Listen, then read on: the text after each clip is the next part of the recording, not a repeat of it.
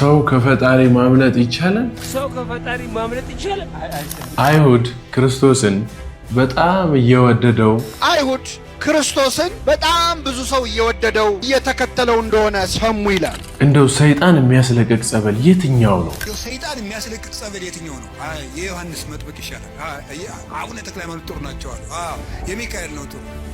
ክርስቶስ ተኮር ክርስትና እንጂ ሰይጣን ተኮር ክርስትና የለም። ክርስቶስ ተኮር ክርስትና እንጂ ሰይጣን ተኮር ክርስትና የለም። ገባችሁ? ክርስቶስን ለማግኘት ጸልዩ እንጂ ሰይጣንን ለማሸነፍ እያላችሁ አትጸልዩ።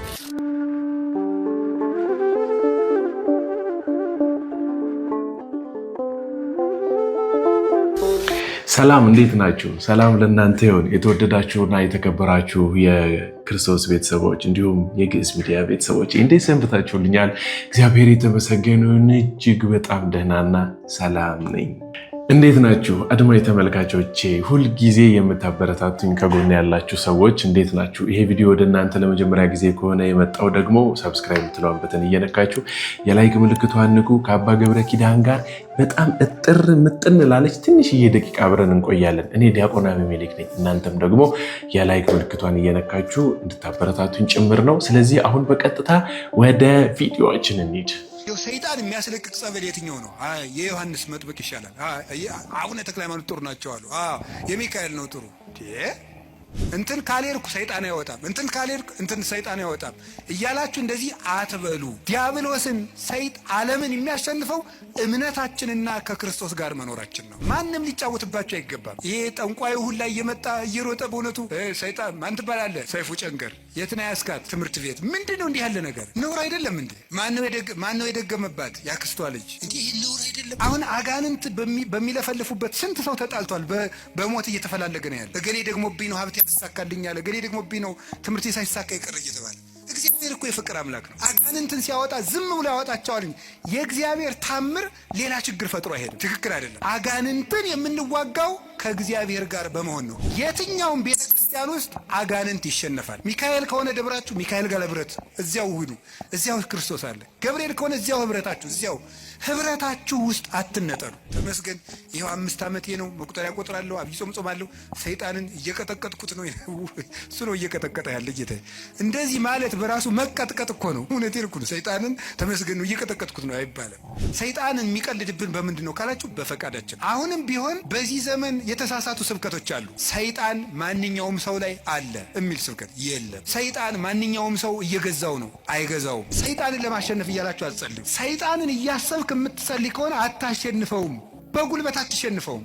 አንተ ጥይት ብትተኩስ እሱ ኒውክሊየር ይተኩሳል ይላል። የ7000 ዓመት የውጊያ ልምድ ያለው ጀግና ነው እሱ። አይሆንልህም። ሰይጣንን በጉልበት አሸንፉ። በቀን 400 ሰግዳለሁ ሰይጣንን እቀጠቅጠዋል ይላል አንዳንዱ። 4 ሚሊዮን አድርገው አትቀጠቅጠው። በስግደታችን ብዛት በጸሎታችን ብዛት እናሸንፋለን ማለት ትዕቢት ነው። የሚያሸንፈው ማን ነው? እግዚአብሔር ነው የሚያሸንፈው። ያለ እግዚአብሔር ፈቃድ ባለስልጣን አይሾምም ይላል። በደንብ ስሙ። ያለ እግዚአብሔር ፈቃድ ምን አይሾምም? እና እንግዲህ ሁሉም ባለስልጣን እግዚአብሔር እየፈለገ ነው የሾመው። እንደው የዛሬዎችን መገምገም ከፈራችሁ የድሮዎችን ገምግሙ፣ ችግር የለም። እውነቴን እኮ ነው ማለት ነው። ቢያንስ የድሮዎቹ መጥተው ምንም አያረጉንም ማለት ነው። ስለዚህ የድሮዎቹን መገምገም ትችላላችሁ።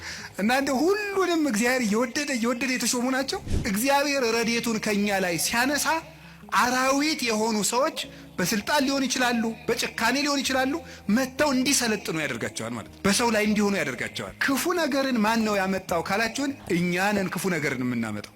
እግዚአብሔር ክፉ ነገርን አመጣለሁ ማለት ክፉ ነገር ሲመጣ ዝም እላለሁ፣ አሰናብተዋለሁ ማለት ነው። ፈርዖን በእስራኤል ላይ እንዲሰለጥን ዝም እለዋለሁ ነው፣ አሰለጥነዋለሁ። ለምንድን ነው እግዚአብሔር ክፉ ነገር እንዲመጣብን የሚፈቅድ? አይወደንም፣ ይወደናል። አይፈልገንም፣ ይፈልገናል። አያዝንልንም፣ ያዝንልናል። እና ግንሳ ምን ሆነ? እንዳይጠብቀን እንዲጠብቀን የሚያደርገውን ነገር ሁሉ ቆርጠነዋል። ከሱ ጋር መዋል አንፈልግም። እሱን በጸሎት ማነጋገር አንፈልግም። ሕጉን መፈጸም አንፈልግም። በቤቱ መኖር አንፈልግም። መታረቅ አንፈልግም። መስማማት አንፈልግም። በምን መልኩ ይጠብቀን? አብሮን ቢኖር ክፉ አይደርስብንም። አብሮን እንዳይኖር ደግሞ ቤታችን ቆልፈናል። በየት ይግባ ክርስቶስ እኛ ጋር ለመግባት? ስለዚህ እንዳይጠብቀን ስናደርግ ክፉ ነገሮች ወደኛ ይመጣሉ። ያለ ፈቃደ እግዚአብሔር ባለስልጣናት አይሾሙም ማለት ክፉ ሰዎች ሲሾሙ ምን ይላቸዋል ነው? ዝም ይላቸዋል ነው ይተዋቸዋል ነው እንጂ ሰዎቹን ናማ እናቴ ተሾምና ሰውን ጨርስልኝ አይላቸውም። እግዚአብሔር እንደዚያ ብሎ ይሾማል ማለት አይደለም። እንደዚያ ሳይሆን የሚያደርገው እግዚአብሔር ክፉዎች ሲሾሙ ዝም ይላል። ለምንድነው ዝም የሚለው? እግዚአብሔር ነው ክፉ ነገር ሲመጣ። ስለዚህ ክፋትን እፈጥራለሁ ማለቱ ክፉ ሲመጣ ዝም እላለሁ ነው። ወይም ምን ማለት መሰላችሁ? የእግዚአብሔር እጅ አጥር ነው፣ ጠባቂ ነው፣ ረድኤት ነው። የእግዚአብሔር እጅ በእግዚአብሔር ለመጠበቅ ያልተገባን ሆነን ስንገኝ እግዚአብሔር አጥሩን ያነሳዋል። ያልተገባን ሆነን ስንገኝ አትጠብቀኝ ስንል ማለት ነው። አሁን በኮቪድ ጊዜ ሰው እግዚኦ ማረነ ክርስቶስ እግዚኦ እንዴ ያን ጊዜ እኮ ታምር እኮ ነው፣ ታምር ነው። እኔ እንደውም ይገርማቸዋል አጠቃላይ እኔ የዛን ጊዜ አንድ ጊዜ በኮቪድ ጊዜ አንድ ወረዳ ገጠር ወረዳ ላይ ሄጄ ነበርና መነኮሳት ጓደኞች አሉኝ አባቶች፣ የወረዳው ካቢኔ በሙሉ ንስሐ ገባ ከነሱ። እንደው ሁሉ ጊዜ ኮቪድ በሆነ አልኩኝ እኔ እንደው ካቢኔ ሁሉ ንስሐ እንዲገባ እንደው ኮቪድ ትንሽ ቆየት ባለ ያስብላል በእውነቱ ማለት ነው።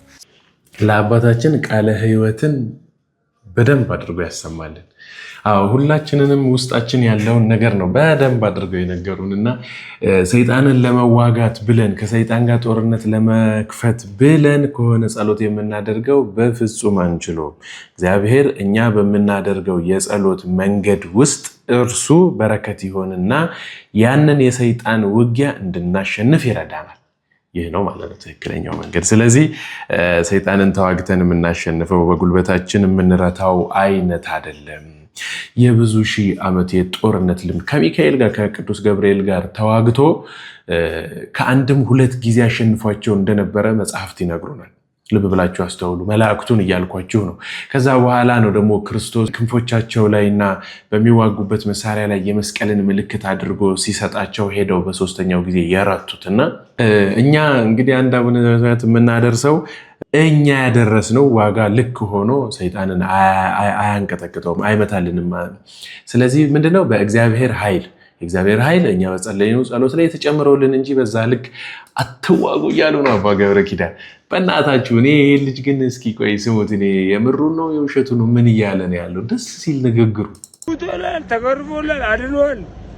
በሱ ቁስል ተርፈናል። የምን ቁስል ነው ደግሞ? እሺ አጥያት የሚሰሩት ለምን ነው? እኔ ሰላሉ በኋላ የራስን ጉድፍ ሳትጠዳ የሰው ጉድፍ አትይደ። ያማን አምላክ ምን አለ? እስከ መስቀል ድረስ የሚሰሩትን አያውቁምና ይቅር በላቸው። እኔ እናንተ ዝመስል እኔ ምሰሉ ሁሌም ለሰው ልጅ ይቅርታ እያደረክ ነው።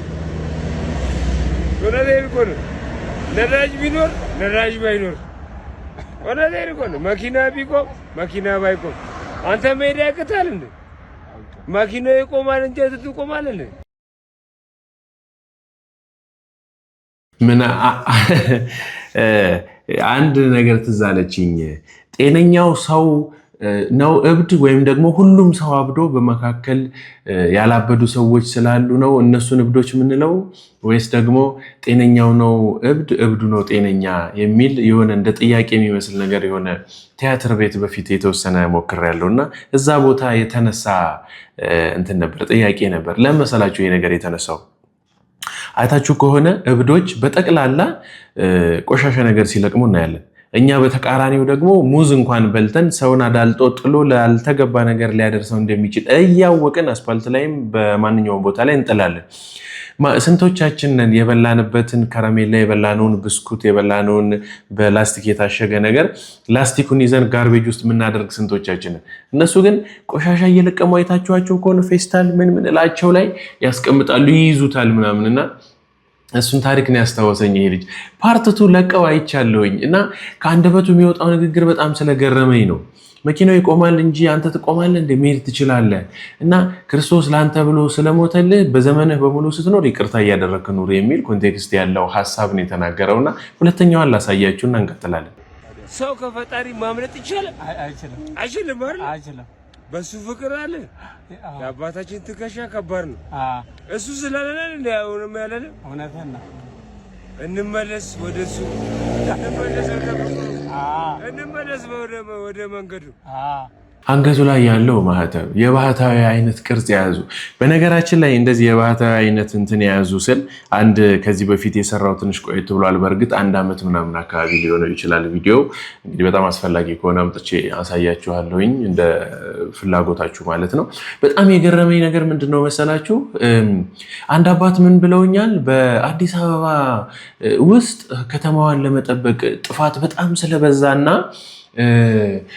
ልትጠፋ እንደ ሎጥ ጊዜ ወይም ደግሞ እንደ ሰዶምና ገሞራ ጊዜ ልትጠፋ ስለምትችል በጣም ኃጢአት በደንብ እየተሰራባት ያለች ሀገር ስለሆነች ቅዱሳን አባቶች በጣም ስውራን የሆኑ ወደ ከተማይቷ ገብተው 5000 የሚሆኑ ከተማዋን እየጠበቁ ነው።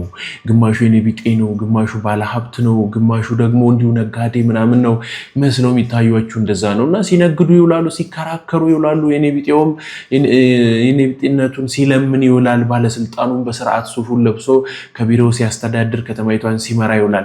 እንዲህ አድርገው ከተማዋን እየጠበቁ ነው ብለው ነበርና የሆነ የእሱ አይነት ትዝታ አስታወሰኝ። አሁን ነው እያልኳቸው አይደለም በፍጹም። ነገር ግን እንደዛ አይነት ምክንያቱም እንደዚህ ራሱን ከጣለ ሰው እንዲህ አይነት ንግግር አይወጣም። አሁን አንድ ሰውን መንገድ ላይ ዝም ብላችሁ እንዴት ዋልክ ምናምን ብትሉት እንፈልገ ነው ምናምን ነገር ነው የሚላችሁ አይደለ? በቃ ጤነኛ የሆነ ሀሳብ እንኳን አያስብም ጊዜው ክፉ ስለሆነ። ከዚህ እንደዚህ ተበሳቅሎ እንደዚህ ከምናየው ሰው ግን በዚህ ልክ የሚገርም አንደበት መስማት በጣም በእውነት ስላስገረመኝ ደስ ብሎኝ ነው ይህንን ያመጣሁላችሁ። ወደ ምክረ አበው እንሂድ። እንደው ይሄ ልጅ ወዳጄ ነው፣ ምን እንደሚሉት አላውቅም። እንደው ይሄንን ቪዲዮ የሚያየው ከሆነ በኮሜንት ላይ ቢያስቀምጥልኝ ደስ ይለኝ ነበረ። ከአባቶቻችን እግር ስር ቁጭ ብለን እንማር የሚል ነገር እንደው በአንደበቴ በሐሳቤ ስለመጣች ነውና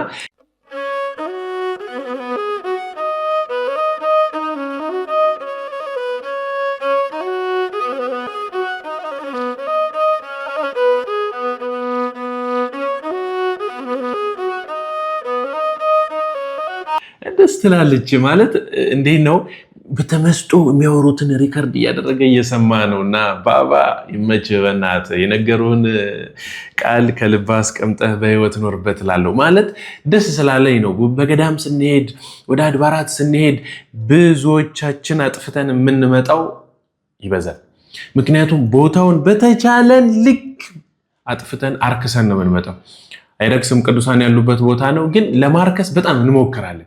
የማይሸና ቦታ ሽንታችንን እንሸናለን። የማንጸዳዳበት ቦታ እነሱ ቅዱስ ቅዱስ የሚሉበት ስፍራ ላይ ያን ነገር እናደርጋለን። አንታዘዝም።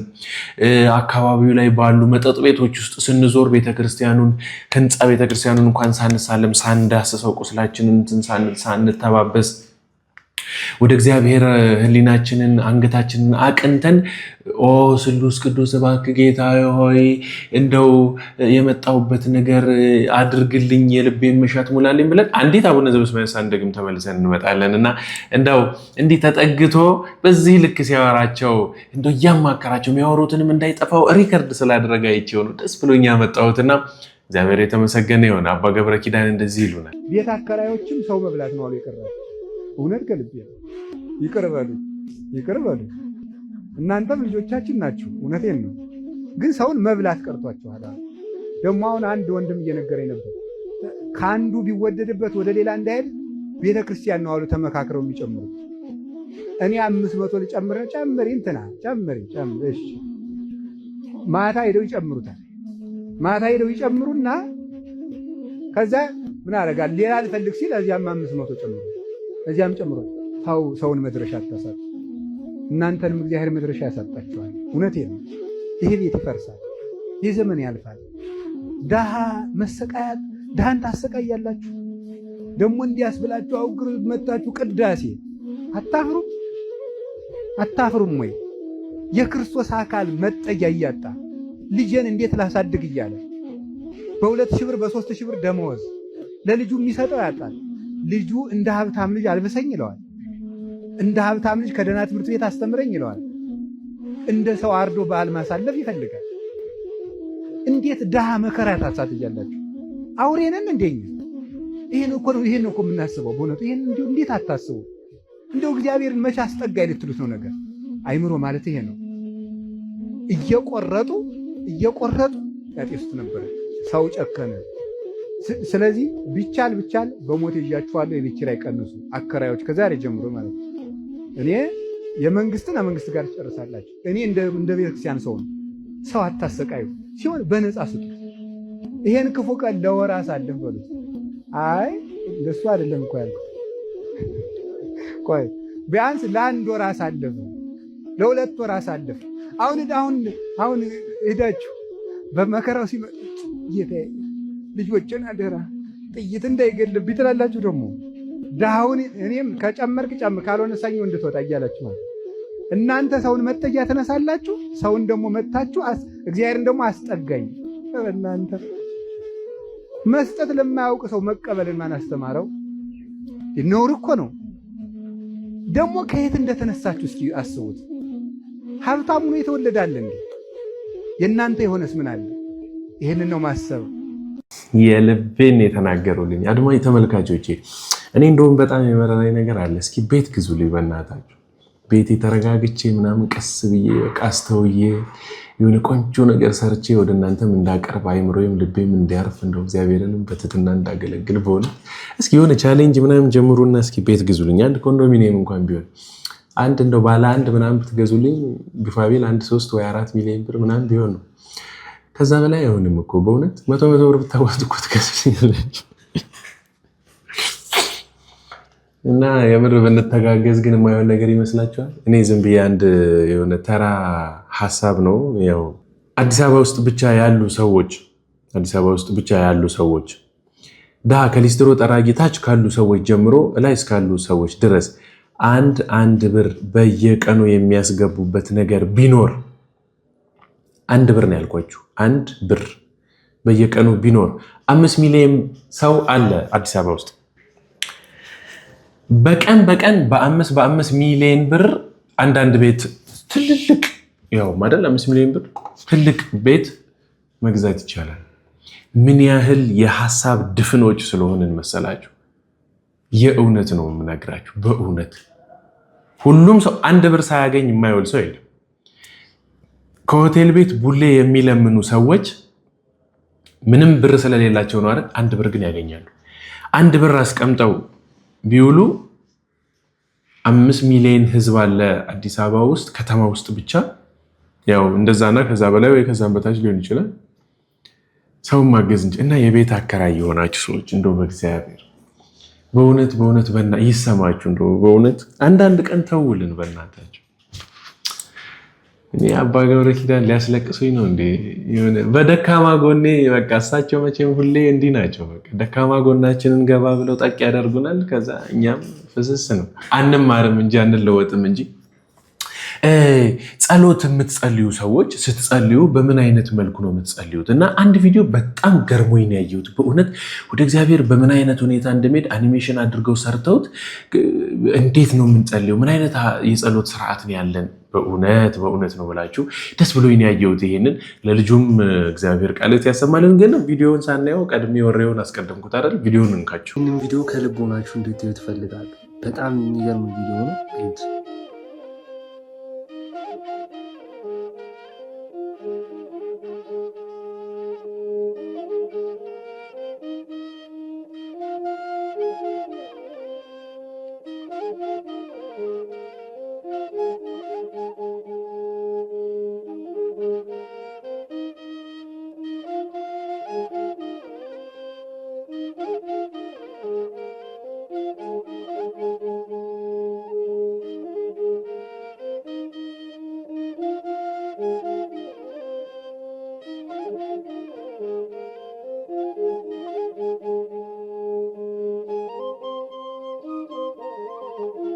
የእግዚአብሔር ቃል እንዲህ ይላል።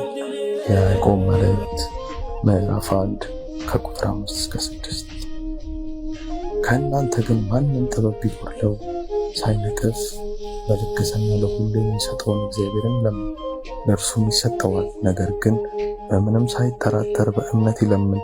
የሚጠራጠር ሰው በንፋስ የተገፋና የተነቃነቀ የባህር ማዕበል ይመስላል። ጸልየን ጸሎታችን መልስ እስኪያገኝ ድረስ እንኳን መታገስ ያቃተን ሰዎች አይደል? የሆነ ርዕስ አውጣለት ብትባሉ የምትናገሩት አይነት ነገር ነው አሁን ያልኳችሁ አይደል? ጸልየን ጸሎታችን አድርጎ መልስ ይዞ እስኪመጣ ድረስ እንኳን ባለንበት ቁጭ ብለን መጠበቅ የማንችል ሰዎች ሆነናል። ቀሽሞች ነን። በእውነት እግዚአብሔርን በትዕግስት መጠበቅ እንደውም አንዳንድ አባቶች ምን ይላሉ ሲያስተምሩ ለምናችሁ ጸልያችሁ ቶሎ ካልተመለሰላችሁ እግዚአብሔር ትዕግስትን እያስተማራችሁ እንደሆነ እወቁ። ታጋሽ ስላይደላችሁ ትዕግስትን እያስተማራችሁ ነውና በትዕግስት ጠብቁ። አንድ እሱ ነው። ሌላም ደግሞ የተሻለ ነገር እግዚአብሔር እያሰበላችሁ ነው። ለዛ ነው እኔ ተደራጅታችሁ ቤት ብትገዙልኝ ጥሩ ነው ያልኳችሁ። እና ምንድነው መሰላችሁ ተከራይተን የምንኖር ሰዎች እግዚአብሔርን ቤት ስጠኝ እግዚአብሔር ወይ እባክህን ከፈጠርካት ከዚያች አእዋፍ አንሳለሁ ወይ። የሰው ልጅ 3 ነገሮች ያስፈልጉታል በምድር ላይ እንዲኖር አይደለ? መጠለያ ያስፈልገዋል፣ ምግብ ያስፈልገዋል፣ ከዛ ልብስ ያስፈልገዋል። እነዚህ በቋሚነት ከሰው ዘንድ መኖር ያለባቸው ነገሮች ናቸውና መጠለያ ስጠኝ ጌታ ሆይ ብለን እየጸለይን ይህንን እንኳን ጸሎት እንደው ጨርሰን ሳንጸልይ ተነስተን ሄደን ወዳልሆነ ነገር በአቋራጭ ለማግኘት ወደ ዲያብሎስ ስፍራ እንሄዳለን እና ከነዚህ አይነት ነገሮች እግዚአብሔር ይሰውረን ለማለት ነው። ጸሎታችንን የሽኮኮ ጸሎት አታድርግብን ይባላል። ሽኮኮ ትጸልያለች ወደ እግዚአብሔር በቃ ትጸልይ ሁሌ ነው የምትጸልይ ተንበርክካ ቆማ ምናምን ቀጥ ብላ ነው የምትጸልዩ ያሉ ሽኮኮ የምትባል የዱር እንስሳ ናት። እንግዲህ ታውቋት እንደሆነ የምታውቋት ሰዎች ማለት ነው። ብቻ መለስ ያለች ከድመት ከፍ የምትል ነገር እንደዛ አይነት ቀላ ያለ ነገር ያላት ትመስለኛለች።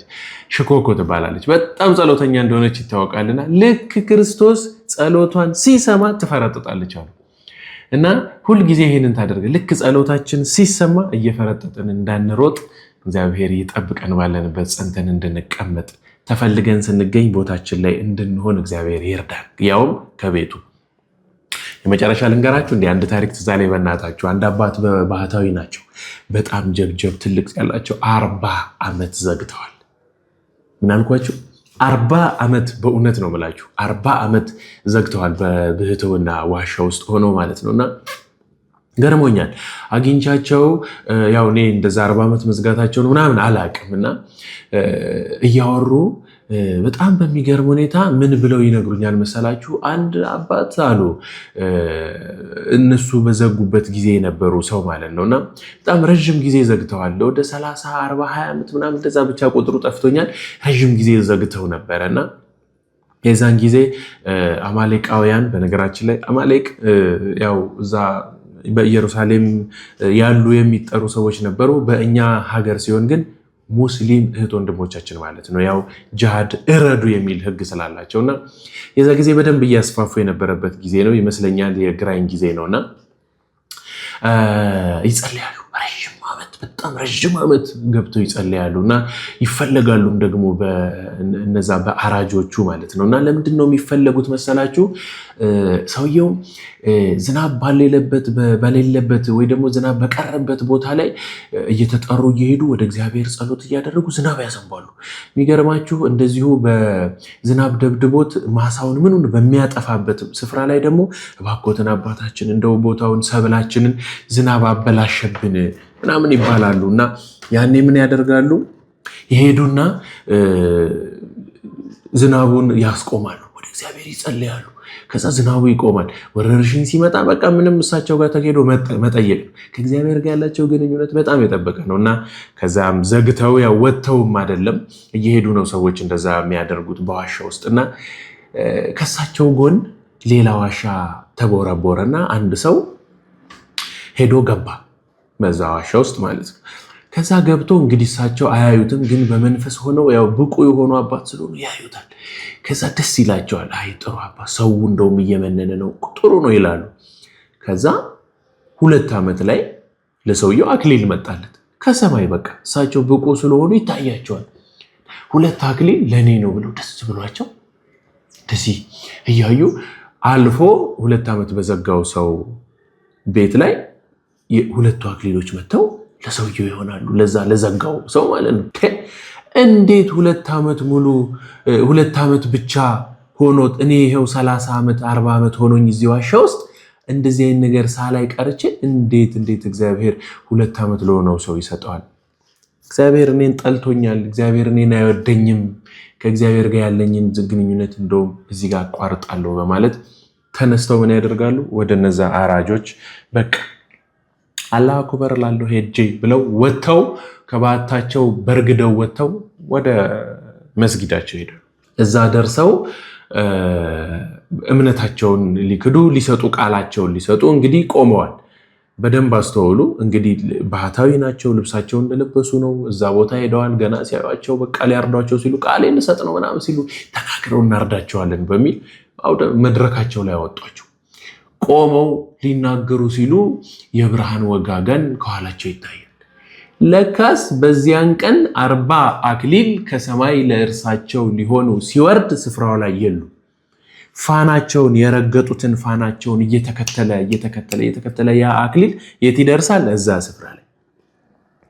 እሳቸው ዞር ብለው ሲያዩ አክሊሎቹ ከኋላ ተደርድረው ቆመው ያያቸው። በቃ ትቼዋለሁ፣ እኔ ክርስቶስን ነው የምቀበለው እንዳይሉ አማሌቃውያኑ እነዛ አራጆች ቆመው ሰይፋቸውን ይዘው ቆመዋል። እናንተን ነው የምከተለው ካሉ 40 ዓመት ሙሉ የለፉበት አክሊል ወደ ሰማይ ተመልሶ ሊያርግ ነው። ምን ውስጥ ይግቡ? የኖሩበት ያደረጉት ታሪክ የኖሩበት ብዙ ዓመት የሰሩት ከአክሊሉ ጋር ነውና ወደ አክሊሌ ይሻለኛል ሲሉ እነዛ አራጆች አንገታቸውን ቀንጥሰው ጣሉ። ፍርዱን ለእግዚአብሔር። ምን ሆኑ ወደ መጨረሻ የሚሆነው አይታወቅም። ግን ሞቱ። እኛ ያየነው ከነዛ አክሊል ሳይቋደሱ ሳይደርሱ በረከቱ ሳይሆንላቸው የለፉበት ነገር ሳይከፈላቸው ሞቱ። አያችሁ፣ ለምነን በትዕግስት ኖረን ስንተው የሚደርስብን የሚመጣ ነገር አለ። ስለዚህ እግዚአብሔርን በትዕግስት እንጠብቀው የሚል በደንብ የሆነ ነገር ነው። ለዛ ይህ ልጅን እግዚአብሔር ይስጥልን እናመሰግናለን ለማለት እወዳለሁኝ።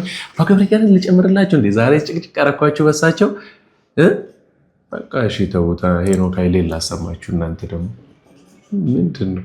አይሁድ ክርስቶስን በጣም ብዙ ሰው እየወደደው እየተከተለው እንደሆነ ሰሙ ይላል። ጸሐፍት ፈሪሳውያን በየቀኑ በሚያስተምረው ትምህርት በሚፈጽመው ተአምራት የተከታዮቹ ቁጥር እየበዛ መጣ። ስለዚህ እንዲህ ዝም ካልነው በዚህ ከቀጠለ አገሩን ሊቆጣጠረው ነው ብለው ፈሩ፣ ቀኑ በክርስቶስ። ስለዚህ ወታደሮችን ጠሩና ሂዱና የናዝሬቱ ኢየሱስ ምኩራብ ላይ ያስተማረ ነው፣ ሄዳችሁ አስራችሁ ይዛችሁት ኑ ብለው ደና ጉልበት ያላቸውን ወታደሮች መርጠው ጌታን አስረው እንዲይዙ ላኳቸው። የዮሐንስ ወንጌል ምዕራፍ 7 ላይ ነው ይሄ ተፈጸመው። እነዚህ ሁለት ወታደሮች ክርስቶስን ሊይዙት መጡ። እንግዲህ አሁን ያለነው ቤተክርስቲያን ነው፣ ምኩራብ ነው እንበልና ክርስቶስ እንዲህ አውደ ምሕረቱ ላይ ቆሞ እያስተማረ ነው። ሁለት ወታደሮች ጌታን ሊይዙት መጡ። ሲመጡ ህዝቡ ሁሉ ቁጭ ብሎ ጸጥ ብሎ የጌታን ትምህርት ይማራል።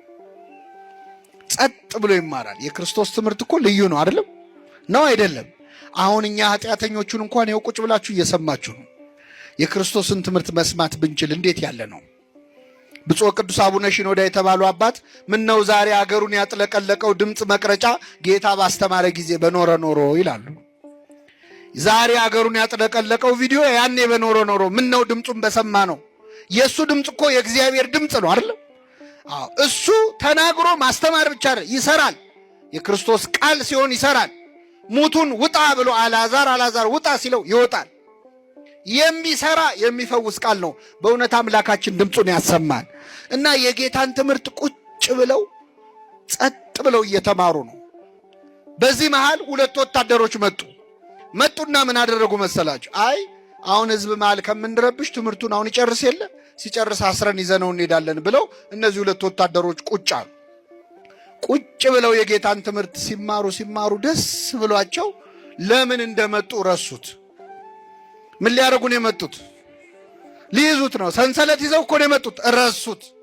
የክርስቶስ ትምህርት ልታስረው መጥተህ ለምን እንደመጣ የሚያስረሳ ነው። በእውነት አምላካችን ቃሉን ያሰማል። አው ልብ የሚሰነጥቅ እኮ ነው የክርስቶስ ቃል አይደለም?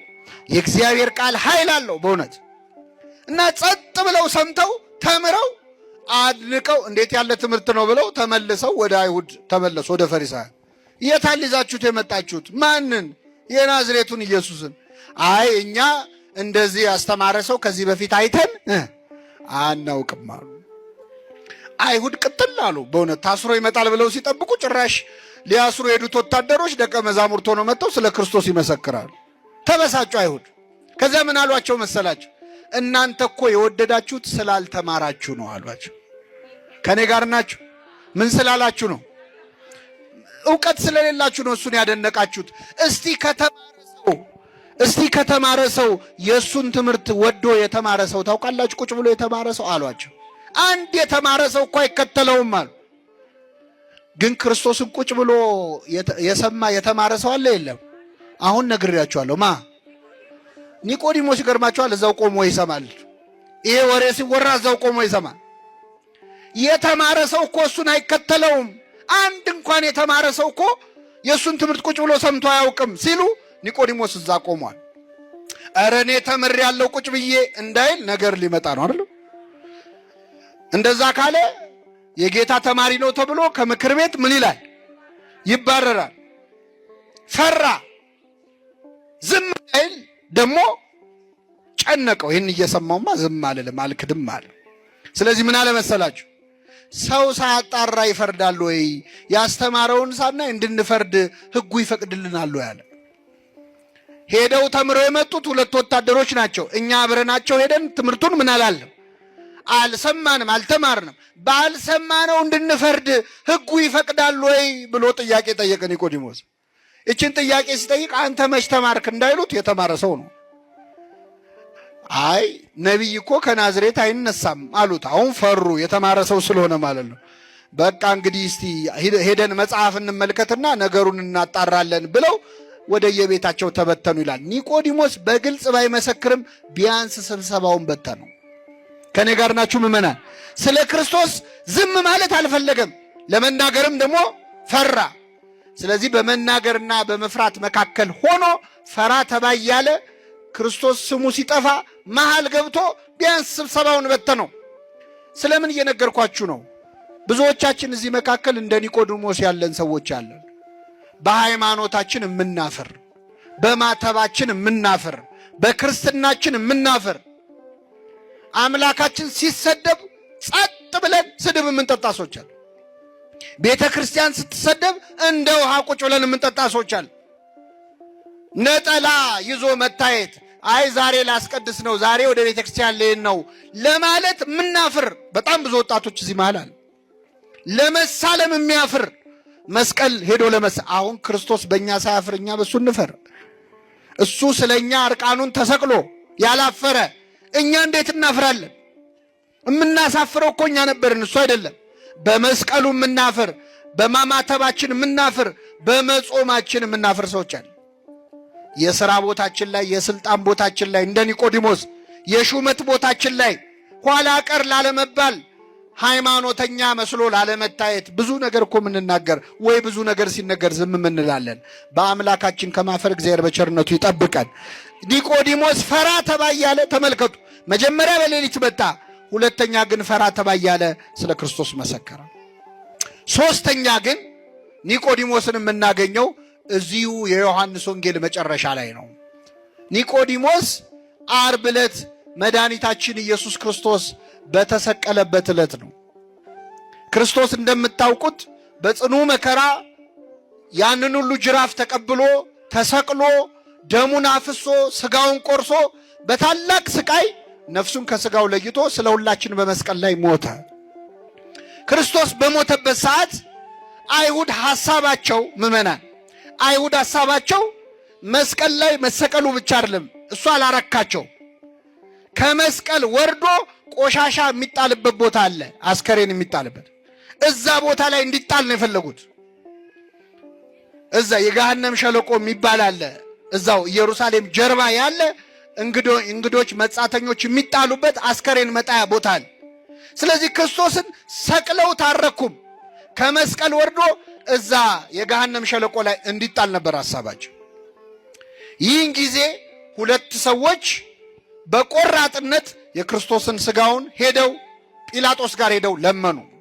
ከነዚህ ሁለት ሰዎች አንዱ ኒቆዲሞስ ነበር። መመና የመጀመሪያ ቀን በሌሊት የፈራና ክርስቶስን ተደብቆ ያመነው ኒቆዲሞስ በአደባባይ ኧረ እኔ የእሱ ተማሪ ነኝ ብሎ ለመመስከር የፈራው ኒቆዲሞስ በዕለተ ዓርብ ክርስቶስ በሞተበት ቀን ግን ዛሬ ግን አልክድህም አለ።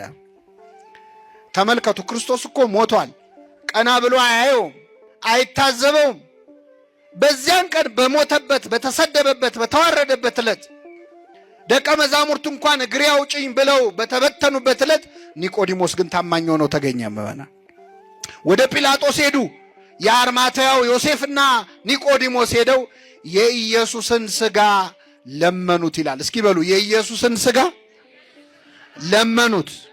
ለጲላጦስ ሄደው የማንን ሥጋ ለመኑት? የክርስቶስን ሥጋ ለመለመን ያብቃል።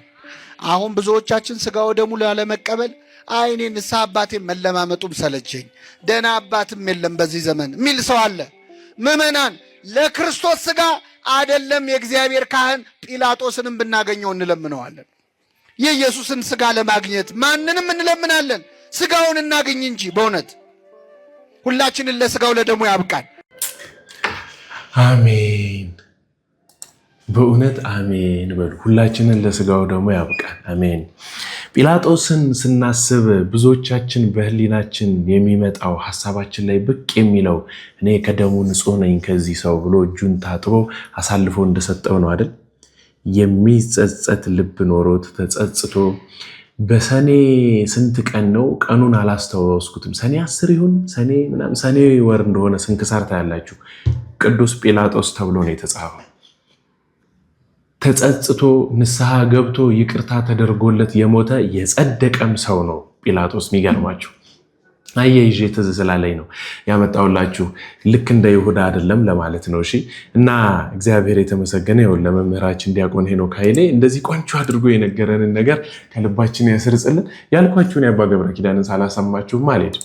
ትላጥማል አታለም እንዲህ አፈር ላይ መድኃኒት ነው ጸር ክርስቶስ እውሩን ሰው እየፈወሰው በምንድን ነው? ይሄ ነገር አይታለም። አይኔን እየቆረቆረ ስትል ቆይ አፈር ልክተትበት ብልህ ምንድን ነው የምትለው? ኧረ ስነ ስርዓት ያዘኝ ሰውዬ ሊጨርሰኝ ነው እንዲህ ይባላል ማለት ነው። ይኸው ሃይማኖት እኛ በለመድነው እውቀት የሚሰራ አይደለም፣ ከዚህ ውጭ ነው። ጥንቱንስ እንግዲህ ለምን ሃይማኖት ከሆነ እንደዚያማ ከሆነ እኛ ስልተን ከጨረስነው ወይ ሂሳብ ነው ወይ ፊዚክስ ነው ወይ ቀመር ነው። ሃይማኖት አይደለም። ሃይማኖት ማለት ከአይምሮ በላይ የሆነ በፍለጋ የማይገኝ በእምነት የሚቀበሉት ነው። ሃይማኖት ጥይቅ ይቺ ለዘይ ሲፋ ሃይማኖት ተስፋ የምናደርገውን ነገር የሚያስረግጥ ነው። ቅዱስ ጳውሎስ ዕብራውያን 11 ቁጥር 7 ላይ የማናየውን ነገር የምናይበት ሃይማኖት የማናየውን ነገር የምናይበት ነገር ነው። አስምሩልኛ እንዴ! የማናየውን ነገር የምናይበት መንገድ ነው ሃይማኖት። ስለዚህ ይሄ ቪዲዮ አሁን መታየት አለበት ማለት ነው። ቆይ ላሳያችሁ።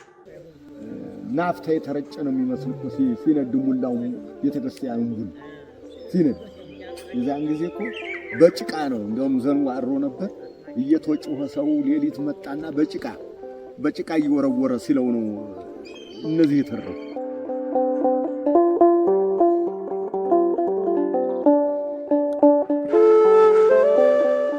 ይሄ ብቻ ናት። ይሄ እንጨት የሚመስል ነገር የለም ሲባል እንደኔ እነሱን የባለው የሚባል በሰው ኃይል የመጣ ሳይሆን በመንፈስ ቅዱስ የመጣ ነው የሚባል እንጂ በሰው ኃይል የመጣ ነው። እንደዚህ ነው። ይሄ ነው እንጂ እና ይሄ አሁን ይሄን ብንወጣው ምስጥ አይበለው አልበለው። ከሰሜኑ ክፍል ወደ ባህር ዳር ተጉዘን ከባህር ዳር 42 ኪሎ ሜትሮችን አዴት ወደምትባል ሀገር ተጉዘን እንደገና ደግሞ የዳር አውሬ አቡነ ገብረ መንፈስ ቅዱስ ገዳም ደርሰን ነበረ። ይህንን ስፍራ ያየ ነው ከዚህ በፊት ባቀረብኩላችሁ አጭር ቪዲዮ ላይ አሁንም ተንተርሼ ድጋሚ ይዤላችሁ መጥቼ ነው። እንደምታዩት ይህ ቤተክርስቲያን ሙሉ በሙሉ ከቦታው ላይ ተነስቷል። በ14ኛው መቶ ክፍለ ዘመን ተመስርቶ ብዙ ገዳማውያን፣ ብዙ አባቶች፣ ብዙ እናቶች ከዚህ ስፍራ ላይ በሰማዕትነትም በጽድቅም እንዲሁ ቦታውን ቀድሰው ባርከው 40 የሚሆኑ ምንጮችንም አመንጭተው አልፈዋል። ዛሬ ረዥም ዓመት ስለሆነው የሚረዳውና የሚያግዘው ሰው ስለሌለ እዚህ ጋር ደርሷል። በአካል ሄደን ነው ይሄንን ስፍራ የቀረጽ ነው። ሙሉ ቪዲዮን አመጣላችኋለሁ።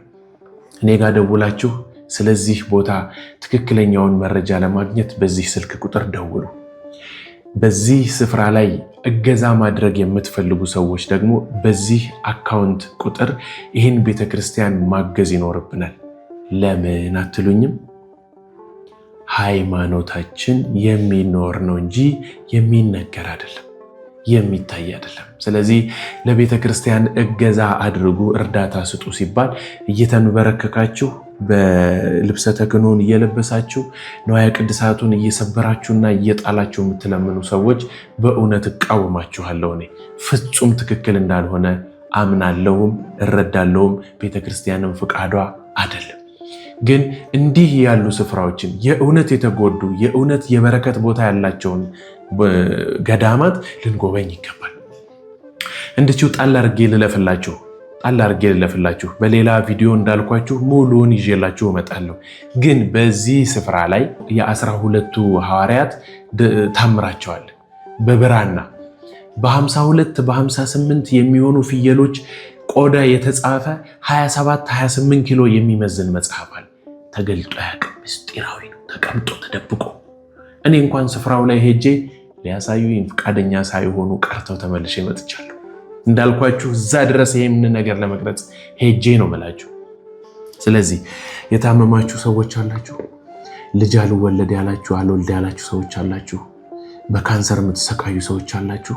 እሺ መንገር ማትችሉት ለቤተሰባችሁ መንገር ያቃታችሁ ወይም ደግሞ ለራሳችሁ እንኳን መቀበል እስኪያቅታችሁ ድረስ የከበዳችሁ ኃጢአትም ይሁን በሽታ ደዌ ያለባችሁ ሰዎች አላችሁ።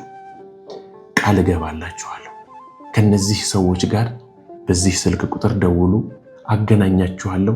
7 ቀን ነው የምትጠመቁት። ያኔ ምስክርነቱን በዚሁ ቪዲዮ ላይ መታችሁ እንደምትነግሩኝ እርግጠኛ ነኝ፣ ባለሙሉ እምነት። ተዘጋጅተው የቀረቡላችሁ ቪዲዮዎች እነዚህን ይመስሉ ነበር። በሌላ መርሃ ግብር ይህንን ቪዲዮ ሙሉ በሙሉ ይዤ እስክመጣ ድረስ እናንተን ባላችሁበት እኔንም እዚሁ ሀገራችን ኢትዮጵያን ሃይማኖታችን ኦርቶዶክስ ተዋሕዶ ቤተክርስቲያንን እቅፍ ድግፍ አድርጎ ቸሩ አምላካችን መድኃኔዓለም ይጠብቅልን። ወስብሐት ለእግዚአብሔር። ዳግም እስክንገናኝ ድረስ ሰላም ቆዩ።